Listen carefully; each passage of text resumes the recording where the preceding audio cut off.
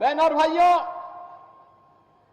कांग्रेस का नाम ही समस्या है और भारतीय जनता पार्टी का समाधान है। जो समस्या है उसके लिए बहाना चाहिए। कांग्रेस हमेशा बहाना बना करके देश की जनता को बेवकूफ बनाती रही है और यही कारण है देश में आतंकवाद की समस्या हो, उग्रवाद की समस्या हो, नक्सलवाद की समस्या हो, जातिवाद की समस्या हो, क्षेत्रवाद की हो, भाषावाद की हो, ये जितना भी विभाजन की बीज हैं, ये सभी विष बेल को बोने का कार्य, उसको पलवित और पोषित करने का कार्य कांग्रेस ने देश के अंदर आजाद भारत में किया। हिंदुओं को कमजोर करने का पाप किया और इनके पाप का परिणाम है यह आतंकवाद। कांग्रेस की सरकार जब केंद्र में थी और जम्मू कश्मीर में उसके साथ सहयोगी दलों की सरकारें चल रही थी, तब पत्थरबाजी की घटना होती थी। धड़ल्ले से यहां पर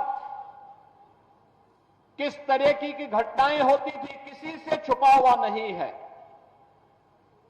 लेकिन आपने देखा होगा पिछले कई वर्षों से मोदी जी के आने के बाद गृह मंत्री के रूप में माननीय अमित शाह जी के आने के बाद आतंकवाद अंतिम श्वास गिन रहा है और पत्थरबाज पूरी तरह गायब हो गए हैं। बहनों और भाइयों, ये परिवर्तन है, समाधान है। जिस जम्मू कश्मीर के लिए 1953 में भारतीय जनसंघ के संस्थापक अध्यक्ष डॉक्टर श्यामा प्रसाद मुखर्जी ने अपना बलिदान दिया था, जिस जम्मू कश्मीर के अंदर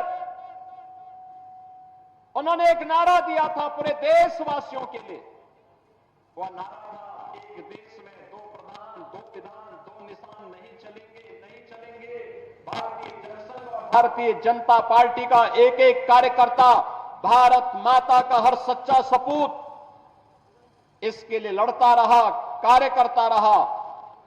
डॉक्टर श्यामा प्रसाद मुखर्जी के उस सपने को साकार करने का कार्य किसी ने किया है तो प्रधानमंत्री मोदी जी ने किया। 370 सदैव के लिए समाप्त कर दिया, 35A सदैव के लिए समाप्त कर दिया। आतंकवाद की नर्सरी समाप्त हो गई।